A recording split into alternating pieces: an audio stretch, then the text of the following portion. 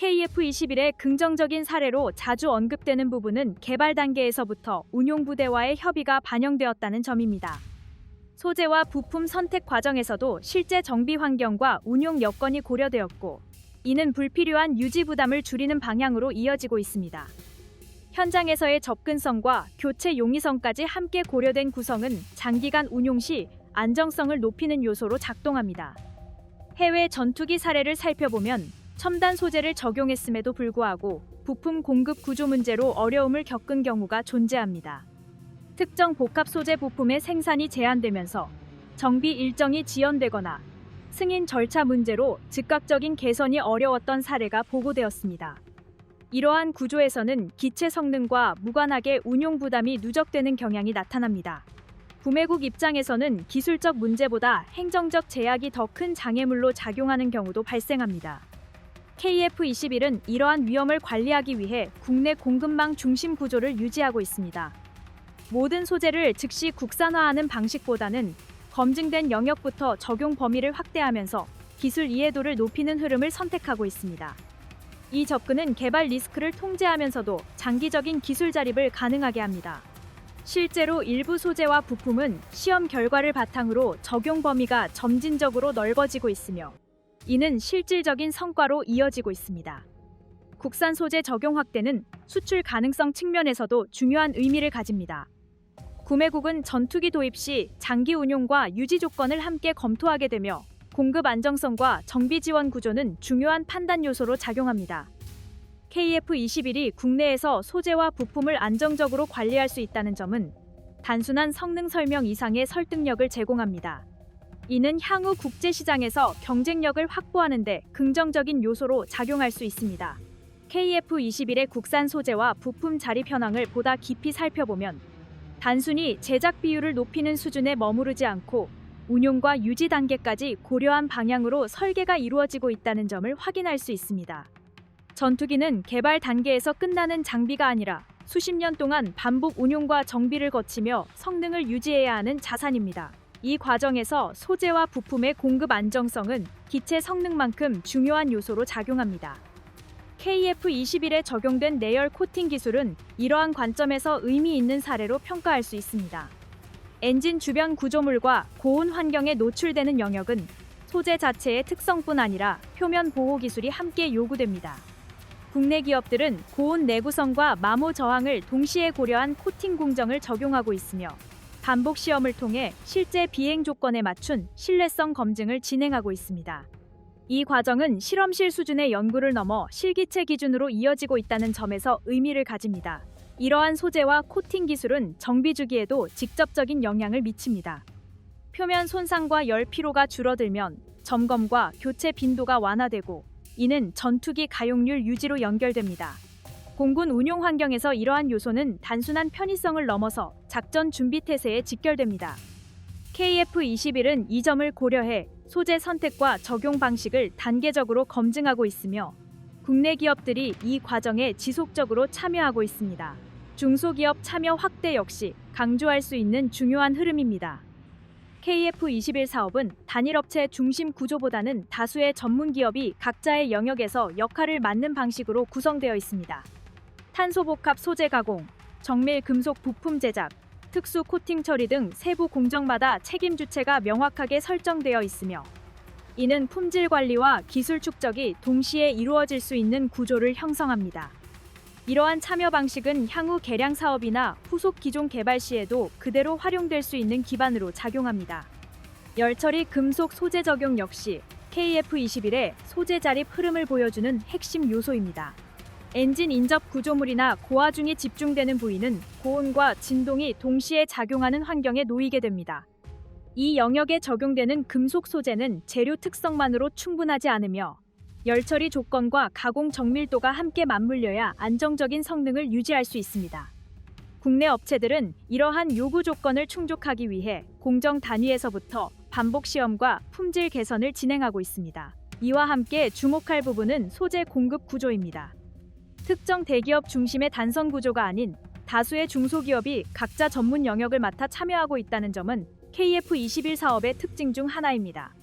복합 소재 적층, 금속 열처리, 정밀 가공 등 각 단계에서 역할이 분담되어 있으며 이는 기술 축적이 한 지점에만 머무르지 않도록 하는 효과를 만들어냅니다. 이러한 구조는 장기적으로 산업 전반의 내구성을 높이는 방향으로 작용합니다. 해외 전투기 운용 사례를 살펴보면 핵심 소재를 외부에 의존한 구조에서 다양한 제약이 발생하는 경우를 확인할 수 있습니다. 특정 소재 변경이나 보강이 필요할 때 승인 절차가 길어지면서 정비 일정이 지연되는 사례가 보고되었고, 공급망 상황에 따라 기체 가용률이 영향을 받은 경우도 존재합니다. 이러한 문제는 전투기 성능과 직접적인 관련이 없더라도 운용 효율 측면에서 부담으로 작용합니다.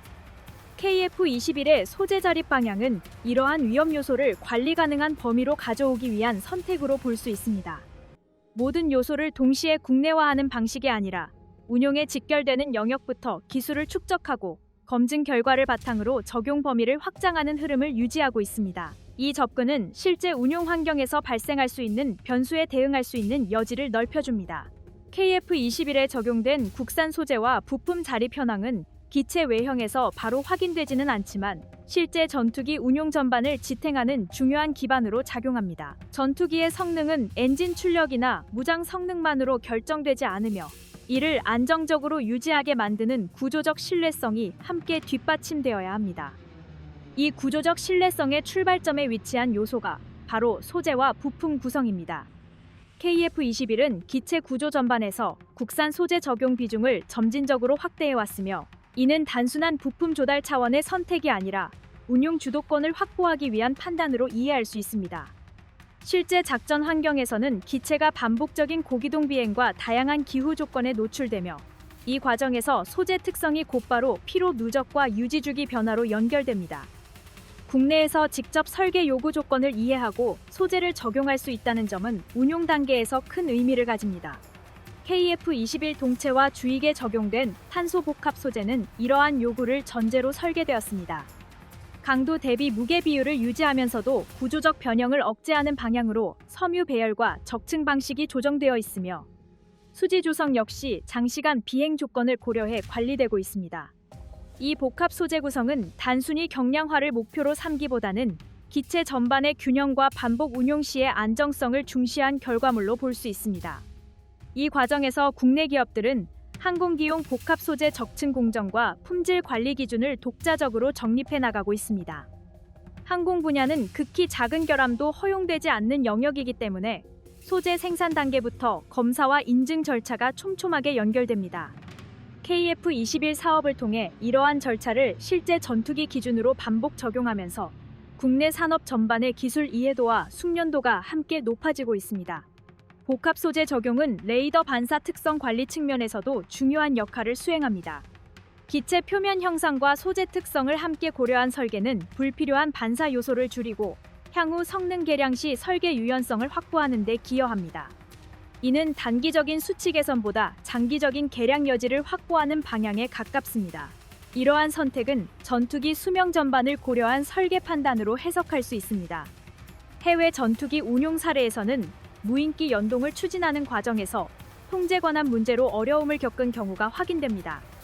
핵심 통제 장비가 외부 구성에 묶여있는 구조에서는 운용 범위가 제한되었고 소프트웨어 조정 과정에서도 복잡한 승인 절차가 요구된 사례가 보고되었습니다.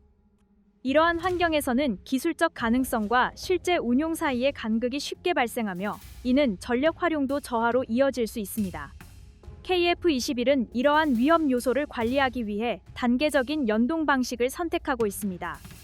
초기에는 제한된 임무 범위에서 무인기 통제를 검증하고 운용 경험이 축적됨에 따라 역할을 점진적으로 확대하는 흐름이 고려되고 있습니다.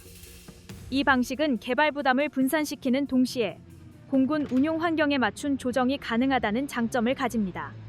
실제 운용 부대의 의견이 반영될 수 있는 구조가 유지되고 있다는 점도 이 부분에서 중요한 의미를 가집니다.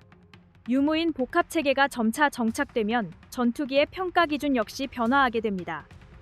단일 기체의 기동 성능이나 무장 수치뿐 아니라 전력 전체를 조율하고 통제하는 능력이 중요한 요소로 작용하게 됩니다.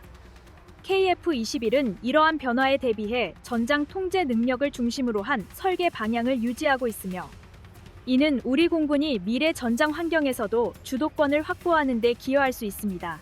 KF-21의 드론 통제 기능을 보다 확장된 관점에서 살펴보면 한국형 로열 윙맨 개발과의 연계 가능성이 중요한 의미를 가집니다. 유인 전투기와 무인 전력이 하나의 작전 단위로 움직이는 환경에서 핵심은 각 구성 요소가 어떤 방식으로 역할을 분담하고 상호 보완하느냐에 달려 있습니다. KF-21은 이러한 구조에서 중심 통제 역할을 수행하도록 구상이 진행되고 있으며 이는 향후 전력 운용 방식에 직접적인 영향을 미칠 수 있는 요소입니다. 한국형 로열 윙맨 개념에서 KF-21은 무인 항공기의 단순한 동반 비행 주체가 아니라 임무 지시와 상황 조율을 담당하는 핵심 전력으로 설정되고 있습니다. 무인기는 사전에 부여된 역할에 따라 감시, 교란, 위험 지역 접근과 같은 임무를 수행하고 KF-21은 전장 전반의 흐름을 파악하며 필요에 따라 임무 재배치를 결정하는 구조가 고려되고 있습니다. 이러한 구성은 조종사의 생존성을 높이는 동시에 작전 효율을 유지하는 방향으로 이어집니다. KF-21의 긍정적인 사례로 평가되는 부분은 통제 구성의 주도권을 국내 기술로 확보하려는 흐름입니다. 통신 장비와 데이터 처리 구성에서 국산 기술 비중이 높아질수록 무인기와의 연동 과정에서도 조정 가능 범위가 넓어집니다. 이는 작전 환경 변화에 따라 운용 방식을 유연하게 수정할 수 있는 여건을 제공하며 장기적인 개량과 성능 보완 측면에서도 안정적인 기반으로 작용합니다. 이러한 구조는 전력 운용의 자율성을 유지하는 데 중요한 요소로 평가할 수 있습니다. AI 기반 기능 역시 이 흐름과 함께 발전할 수 있는 영역입니다. 무인기가 수집한 정보는 양이 방대하고 형태도 다양하기 때문에 이를 조종사가 직접 모두 처리하는 데에는 한계가 존재합니다. KF-21은 이러한 점을 고려해 정보 정리와 위험 요소 분류를 자동화하는 방향을 염두에 두고 있으며 조종사에게 필요한 정보만을 선별해 전달하는 구성이 검토되고 있습니다. 이는 판단 속도를 유지하면서도 정보 과부하를 줄이는 데 기여할 수 있습니다. 무인기가 수집한 방대한 정보를 자동으로 분류하고 위험 요소를 정리해 제시하는 방식은 조종사의 인지 부담을 줄이는 데 도움이 됩니다. 반복적인 감시와 분석 업무가 자동화될 경우 조종사는 보다 중요한 판단에 집중할 수 있으며 이는 실제 전투 상황에서 대응 정확도를 유지하는 데 긍정적인 영향을 미칩니다. 해외 전투기 운용 사례를 살펴보면 유무인 복합 운용 개념이 제시되었음에도 통제 구조의 복잡성으로 인해 어려움을 겪은 경우가 확인됩니다. 외부 장비 의존도가 높은 구성에서는 통합 과정이 지연되는 문제가 발생했고 통신 규격 조정 과정에서 실전 적용에 제약이 생긴 사례도 보고되었습니다. 그 결과 훈련 단계에서 구현된 개념이 실제 작전 환경에서는 제한적으로 활용되는 상황이 반복되기도 했습니다. KF-21은 이러한 문제를 관리하기 위해 통제 구성의 일관성과 이해도를 중요하게 고려하고 있습니다. 유인기와 무인기가 동일한 작전 개념 안에서 움직이도록 설계 방향이 설정되었으며 이는 운용 인력이 빠르게 적응할 수 있는 구조로 이어집니다. 공군과의 협력 과정에서 실제 운용 시나리오가 반영되고 있다는 점도 이 부분에서 주목할 만합니다. 훈련 환경에서의 검증 결과가 개발 과정에 반영되면서 현실적인 운용 요구가 구성 설계에 직접 연결되고 있습니다. 유무인 복합 체계는 단기간에 완성되는 능력이 아니라 반복적인 검증과 운용 경험 축적을 통해 완성도가 높아지는 영역입니다. KF-21은 초기 단계부터 이러한 흐름을 고려해 준비되고 있으며 이는 향후 전력 확장 과정에서 안정적인 성과로 이어질 수 있는 기반을 형성합니다. 전투기 한 대의 성능을 넘어 전력을 통합적으로 운용할 수 있는 능력을 자체적으로 구축하고 있다는 점에서 KF-21의 드론 통제 기능은 대한민국 공군의 미래 운용 개념을 현실적으로 뒷받침하는 요소로 KF-21에 적용되는 드론 통제 기능은 전투기 운용 개념의 변화를 직접적으로 반영하는 요소로 평가할 수 있습니다. 단일 기체가 모든 임무를 수행하던 방식에서 벗어나 유인기를 중심으로 무인 전력이 함께 작전을 수행하는 구성을 전제로 개발이 진행되고 있다는 점이 핵심입니다. 이러한 접근은 조종사의 판단 부담을 분산시키는 동시에 전장 전반을 보다 넓은 시야에서 관리할 수 있도록 돕는 방향으로 이어집니다. 유인기와 무인기가 함께 운용되는 구조에서 KF-21이 담당하는 역할은 전장 상황을 종합적으로 파악하고 각 전력의 움직임을 조율하는 중심 위치입니다. 전투기에 탑재된 센서에서 수집되는 정보와 외부에서 전달되는 데이터가 하나의 흐름으로 정리되며 이를 바탕으로 무인 항공기에 임무가 배분되는 구성이 고려되고 있습니다. 정찰 임무, 전자전 대응, 위험 지역 접근과 같은 역할을 무인 전력에 맡김으로써 조종사는 전체 작전의 방향과 우선순위 판단에 집중할 수 있는 여건을 확보하게 됩니다. 이러한 구성이 가능해지는 배경에는 KF-21의 임무 컴퓨터와 데이터 처리 구성의 확장성이 자리하고 있습니다. 드론 통제를 위해서는 다수의 센서 정보와 통신 데이터를 실시간으로 처리할 수 있는 여유가 필요하며 명령 전달 과정에서 지연이 발생하지 않도록 안정적인 구조가 요구됩니다. KF-21은 개발 과정에서 이러한 요구 조건을 반영해 처리 용량과 연동 구조를 설계했으며 이는 무인기 연계 범위를 점진적으로 확대할 수 있는 토대가 되고 있습니다. 운용 환경 변화에 맞춰 기능을 조정할 수 있다는 점은 실전 운용 측면에서 중요한 강점으로 작용합니다. AI 기반 전장 통제 개념도 이 흐름 안에서 자연스럽게 포함됩니다. 인공지능이 모든 결정을 대신하는 방식보다는 조종사의 판단을 보조하는 역할로 활용되는 구성이 검토되고 있습니다. 중국 공군과의 비교에서는 질적 운용 측면에서 KF-21의 위치를 살펴볼 수 있습니다. 중국은 대규모 전력을 바탕으로 다양한 기종을 운용하고 있으나 지역별 작전 환경에 따른 운용 통합 문제를 안고 있는 것으로 평가됩니다. KF-21은 한반도와 주변 해역이라는 특정 작전 환경에 맞춰 구성된 전력으로 작전 준비와 대응 속도 측면에서 높은 효율을 기대할 수 있습니다. 중국의 일부 최신 전투기 사례에서는 성능 향상을 위해 복잡한 구성 요소를 적용한 결과 정비 부담이 증가하고 가용률 관리에 어려움이 발생한 사례가 보고된 바 있습니다. 이러한 문제는 평시에는 드러나지 않다가 실제 긴장 상황에서 전력 활용에 제약을 주는 요인으로 작용합니다. 일본 공군력과의 비교에서는 전력 통제와 개량 자율성 문제가 중요한 요소로 부각됩니다. 일본은 최신 전투기를 다수 확보하고 있으나 개량과 무장 통합 과정에서 외부 승인 절차가 필요한 구조를 유지하고 있습니다. 이로 인해 작전 환경 변화에 따른 조정 속도가 제한되는 경우가 발생합니다. KF-21은 이러한 제약 없이 국내 주도로 성능 개선을 추진할 수 있는 여건을 갖추고 있다는 점에서 차별성을 가집니다. 평가할 수 있습니다. KF-21 전력화가 한반도 군사 균형에 미치는 영향은 단순한 기종 교체의 차원을 넘어 공군 전력 운용 구조 전반의 변화를 가져오고 있습니다. 특히 세대 전환이라는 관점에서 보면 KF-21은 기존 전투기들이 담당하던 역할을 계승하면서도 운용 방식과 전투 개념을 동시에 확장시키는 역할을 수행하고 있습니다. 현재 공군이 운용 중인 전력 구성에서는 기체별 역할 분담이 중요하게 작용합니다. KF-21은 공중 우세 확보와 방공 임무를 동시에 고려한 구성으로 설계되어 있으며 이는 특정 임무에 과도하게 집중된 전력 구조에서 벗어나는 데 기여하고 있습니다. 이러한 변화는 전투기 한 기종에 부담이 집중되는 상황을 완화시키고 전체 전력의 안정성을 높이는 방향으로 작용합니다.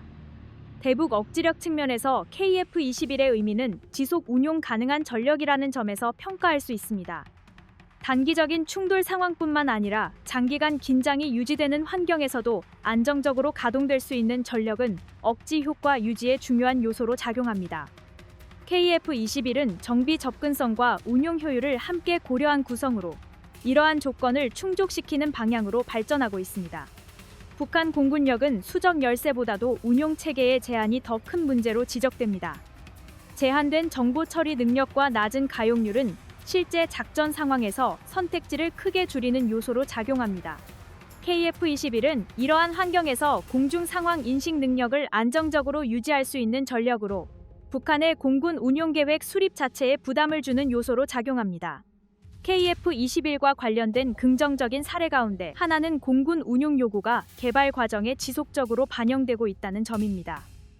실전 훈련에서 도출된 의견이 장비 구성과 소프트웨어 조정에 반영되면서 현장과 개발 간의 간극이 줄어들고 있습니다.